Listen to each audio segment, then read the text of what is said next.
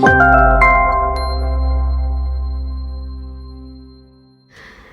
Hi friends. അപ്പോൾ ഡിസംബറൊക്കെ എത്തിയില്ലേ, നമുക്കൊന്ന് കൊടൈക്കനാൽ പിടിച്ചാലോ? അപ്പോൾ ഡിസംബറൊക്കെ തുടങ്ങിക്കഴിഞ്ഞാൽ എല്ലാവരും ഇങ്ങനെ മൂന്നാർ, വാഗമൺ, ഊട്ടി, കൊടൈക്കനാലൊക്കെ ട്രിപ്പിംഗ് പ്ലാനിങ്ങിലായിരിക്കുമെന്നറിയാം നമ്മൾ.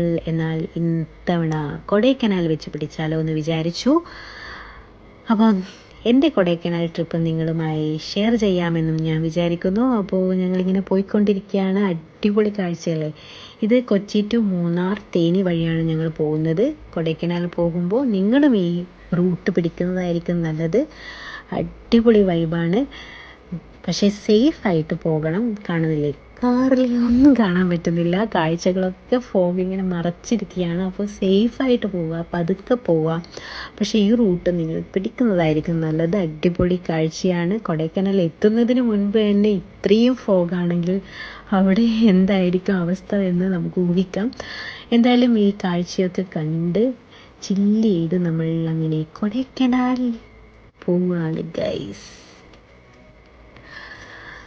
അപ്പോൾ ഡിസംബർ മാസം എങ്ങനെയായിരിക്കും കൊടൈക്കനാൽ എന്ന് കാണാൻ എക്സൈറ്റഡ് ആണ് ഞങ്ങളെല്ലാവരും.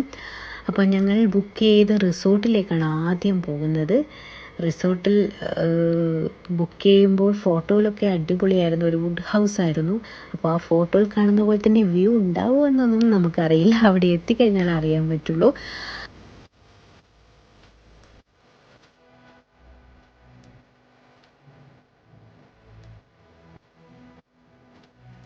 അപ്പോൾ ഇടയ്ക്കിടയ്ക്ക് കാറ് നമ്മൾ പാർക്ക് ചെയ്ത് ഓരോ സ്പോട്ട് നമ്മൾ ആസ്വദിച്ചുകൊണ്ടാണ് നമ്മൾ പോകുന്നത്. ഈ വഴി തന്നെ ഒരുപാട് സ്പോട്ടുകളുണ്ട് നിങ്ങൾക്ക് കാണാൻ പറ്റിയ.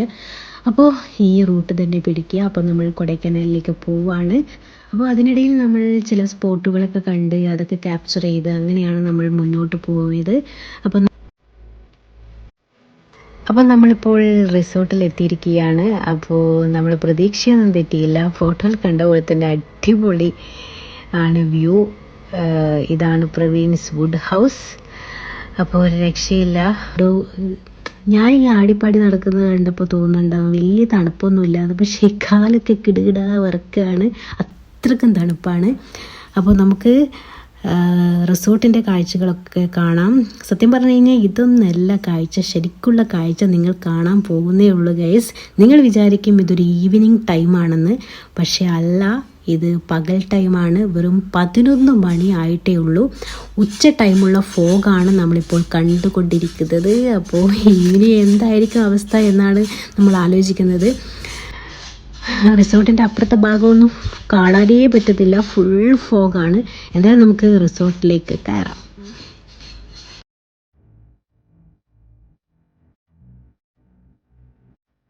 അപ്പോൾ ഞങ്ങൾ റിസോർട്ടിലേക്ക് കയറുകയാണ്. നമ്മൾ നേരെ പോയത് ബാൽക്കണി വ്യൂവിലേക്കാണ്. ബാൽക്കണിയിൽ നിന്ന് എങ്ങനെയാണ് വ്യൂ എന്നറിയാനാണ് നമ്മൾ ആദ്യം പോയത്.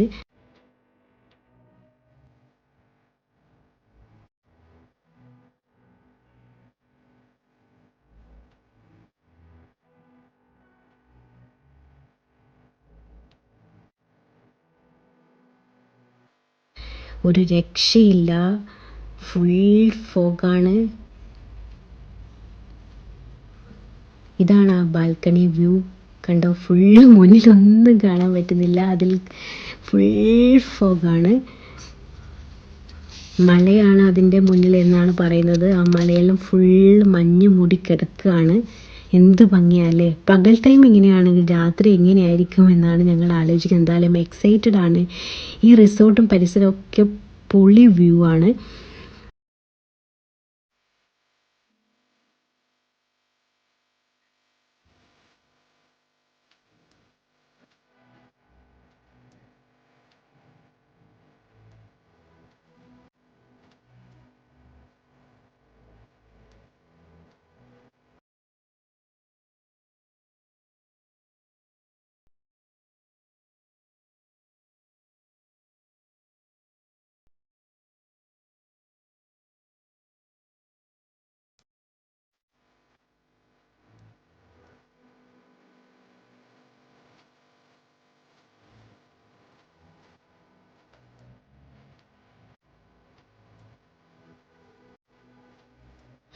അപ്പോൾ ഫുഡൊക്കെ കഴിച്ച് വീണ്ടും ബാൽക്കണി വ്യൂയിലേക്ക് ഞങ്ങൾ വന്നു. ബാൽക്കണി വ്യൂ വീണ്ടും മാറിയിരിക്കുന്നു ഗൈസ്. മലയൊക്കെ തെളിഞ്ഞ് ഫോഗൊക്കെ ഇറങ്ങി. ഇപ്പോൾ മറ്റൊരു 3D എഫക്റ്റാണ് ഡബിളുടെ മുന്നിൽ കാണാൻ കഴിയുന്നത്. ഇത് പറഞ്ഞറിയിക്കാൻ പറ്റില്ല. നിങ്ങൾ കണ്ണുകൊണ്ട് തന്നെ കാണണം ഗൈസ്. ഒരു രക്ഷയില്ല. ശരിക്കും ഒരു സീനറി പോലെയാണുള്ളത്. ഫുൾ ഫോഗൊക്കെ ഇറങ്ങി ആ മല ഇങ്ങനെ തെളിഞ്ഞ് വരുമ്പോൾ എന്ത് രസമാണ്, എന്ത് ഭംഗിയാണ് കാണാൻ.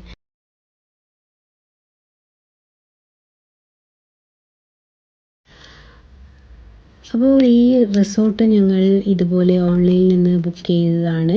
അപ്പോൾ ഈ റിസോർട്ടിൻ്റെ പരിസരത്ത് തന്നെ നമുക്ക് ഒരുപാട് വ്യൂ പോയിൻറ്റ്സ് ഉണ്ട്. ഡോൾഫിൻ പോയിൻറ്റും ഒക്കെ ഇതിൻ്റെ തൊട്ടടുത്ത് തന്നെയാണെന്നാണ് പറയുന്നത്. അപ്പോൾ ഇവിടെ വന്നു കഴിഞ്ഞാൽ പല സ്പോട്ടുകൾ നിങ്ങൾക്ക് കവർ ചെയ്യാം.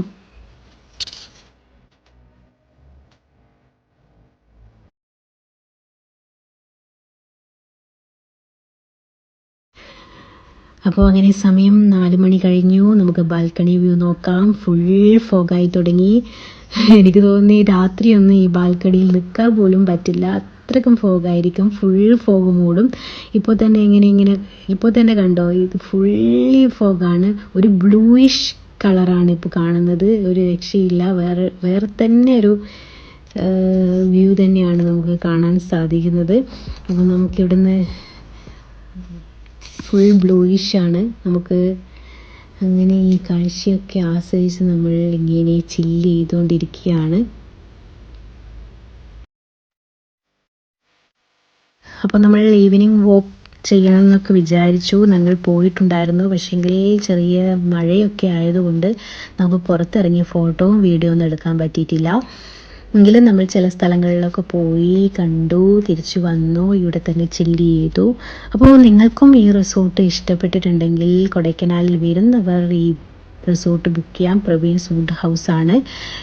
ഇവിടുത്തെ ആളുകളൊക്കെ പറയുന്നത് ഈ ഡിസംബർ മാസം ചെറിയ രീതിയിലെ മഴയൊക്കെ ഉള്ളതുകൊണ്ടും നല്ല തണുപ്പായതുകൊണ്ടും അധിക പേരും വരാറില്ല എന്നാണ് പറയുന്നത്. പക്ഷേ നിങ്ങൾ ഈ ടൈമിൽ തന്നെ വന്ന് ഈ വ്യൂ ആസ്വദിക്കണം. അപ്പോൾ റിസോർട്ടിൽ ചില്ല് ചെയ്യാൻ ആഗ്രഹിക്കുന്നവർ ഈ റിസോർട്ട് ബുക്ക് ചെയ്യുക. ഈ പരിസരമൊക്കെ അടിപൊളി വൈബാണ്. അപ്പോൾ ഞങ്ങളങ്ങനെ കൊടൈക്കനാൽ യാത്രയൊക്കെ കഴിഞ്ഞ് തിരിച്ച് പോവുകയാണ്. അപ്പോൾ ഞങ്ങൾ കൊടൈക്കനാൽ വ്യൂ ഒക്കെ ആസ്വദിച്ച് തിരിച്ച് പോവുകയാണ്. ഇനി മറ്റൊരു ഡെസ്റ്റിനേഷൻ കാണാം.